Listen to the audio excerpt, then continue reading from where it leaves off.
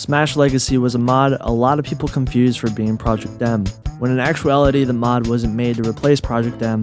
Well, kinda. Think of Smash Legacy as being a spiritual successor to Project M 3.6 at its time. Smash Legacy's relevance would occur in between the time period of PM Shutdown in 2015 and Project Plus's release. There were many iterations of the mod that people could choose upon. There was Smash Legacy XP. Legacy XP's goal was to add plenty of stages, visual upgrades, and even brand new characters. These characters were not there to be official characters to the PM roster, they were simply just characters there as extras. Think of this build mainly being just for fun, considering a lot of the aspects aren't really meant for tournament play compared to Legacy TE. Legacy TE's goal was to bring an upgrade to the presentation of Project M, adding a lot more costumes and stage variants to try and expand the mod, where the many versions that people were familiar with at the time were these two versions. The main goals of the mod were to bring back life in the base Project M 3.6 engine by adding bug fixes, quality of life changes, and while giving the mod a complete visual facelift. Take it from the team themselves. Smash Bros. Legacy's chief aim was to bring the finest Nintendo-related mods and music to a finely crafted build without compromising the competitive Project M experience. This means all gameplay mechanics and tournament legal stages are untouched from 3.6 versions of Project M. While additional content has been added, we think you'll love it. This mod was very important for pushing the boundaries of the Brawl Engine. First off, they added multiple costumes to every character, past the overall limit of what people thought was possible that was hard programmed into the game. So if you notice, every character can have up to 15 costumes, 18 if you're Wario. This was a pretty big discovery in the Brawl modding community. Unfortunately, in March of 2020, the Smash Legacy team disbanded and shut down, very akin to Project M's 3.6 final blog post. Smash Legacy made their own blog posts. While Smash Legacy wasn't trying to replace PM 3.6, most people speculated that Smash Bros. Legacy met a similar fate to Project M and was leaving the scene to avoid the inevitability of being shut down by Nintendo. Their final blog post stated, "On June 14th, 2013, we started a small Smash Bros. Fan blog. Since we've created videos, produced live streams, and developed projects, Legacy XP and Legacy TE, which are played around the world. Today we've decided that Legacy XP 2.11 and Legacy TE 2.5 will be our final versions of the Legacy mods. Effective immediately, both Legacy teams will be ceasing development of all associated projects. We're deeply grateful for being involved in the scene, and we're grateful for every player, creator, spectator who's joined us through this venture. Amidst these milestones, what we've been able to accomplish to celebrate the Smash Bros. Series of games, we've built an amazing community of Smash fans, and the relationships we've fostered have never been stronger. Please know this decision is final, and both teams' leadership is fully on board. Sincerely, the Legacy team." This pretty much neither confirmed or denied that they were shut down by Nintendo, but most people assumed that the Nintendo ninjas could have sent their regards. March 2020 was a pretty big month for other reasons, but also being the month where Project Plus would release the same month. Smash Legacy essentially died so Project Plus could fly. Project Plus, if you've been living under a rock, is essentially an actual spiritual successor to Project M. As an aside, you will notice that Knuckles was actually teased in a Smash Legacy April Fool's trailer, which I see you guys hinting at that stuff. Real funny.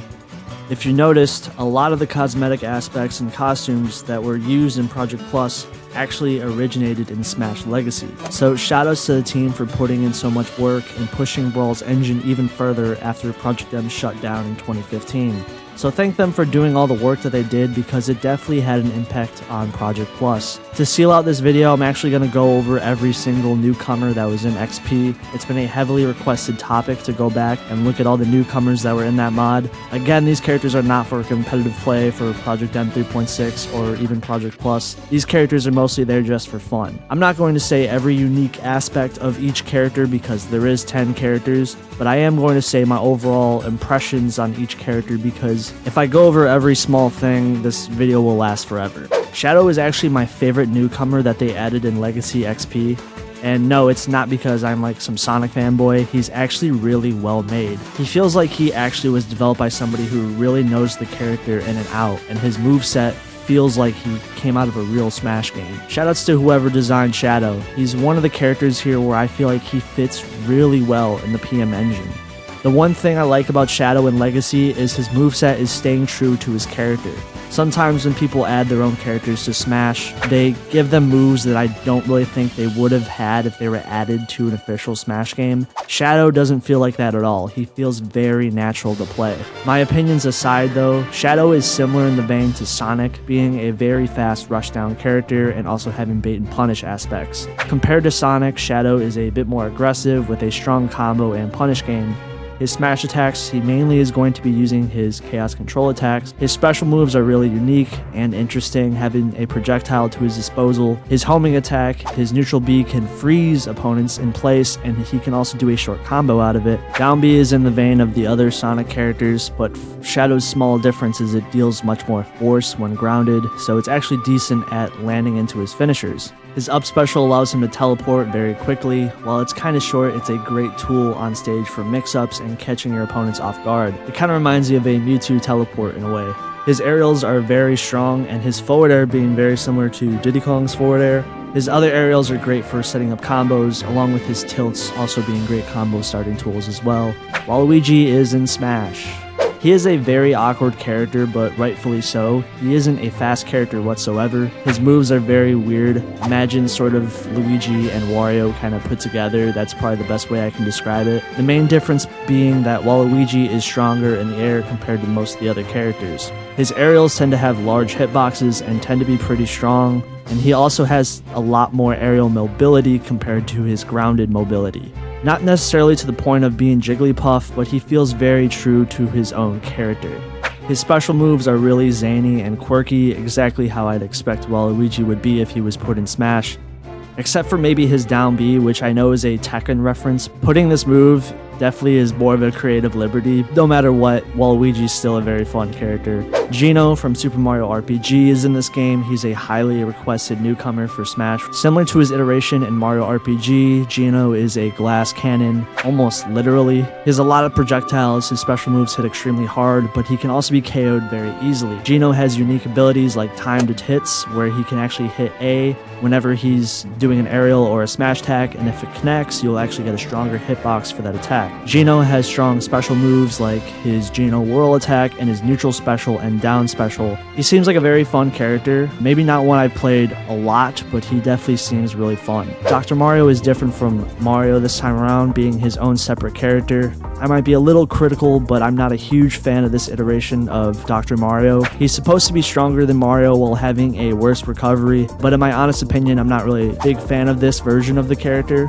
I think the changes they made to him make him a lot worse compared to Mario. His side special sends him backwards, which means if you want to use this as a recovery tool, you have to reverse the move. His neutral special, the pills, hit on a different angle, which I'm not entirely sure if this is a really good change to him, but it does give him different utility compared to Mario. While he is a strong character with the soul of the character still being there, he isn't my favorite character here, but that's just my opinion. Young Link is definitely a more unique version of the original character in Melee, having a unique dash attack. A lot of his moves are actually pretty fast. I personally think this version of the character feels like a much needed buffed version of the OG Young Link that was in Melee. Not really trying to be like Toon Link, but he feels more natural and more mobile compared to the Melee version of the character, and I think this character feels pretty good, and I think he's probably pretty solid as well. Pichu in Smash Legacy was trying to separate Pichu from being a 100% joke character like he was in Melee. This was before Smash Ultimate did this, so this was kind of ahead of its time.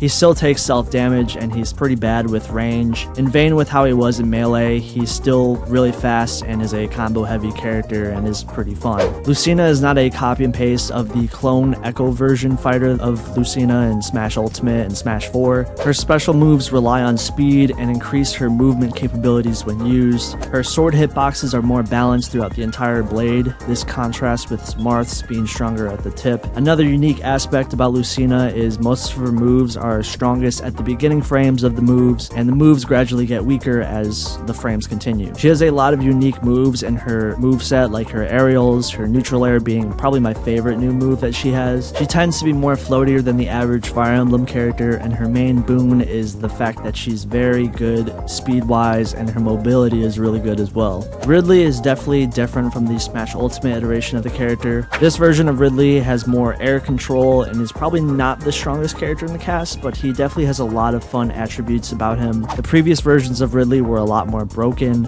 and also this was one of my first videos I ever uploaded on my channel. Wow, full circle. While I do miss some of the broken aspects that he had, I will say this version of Ridley was ahead of its time, considering there was no official version of Ridley whatsoever.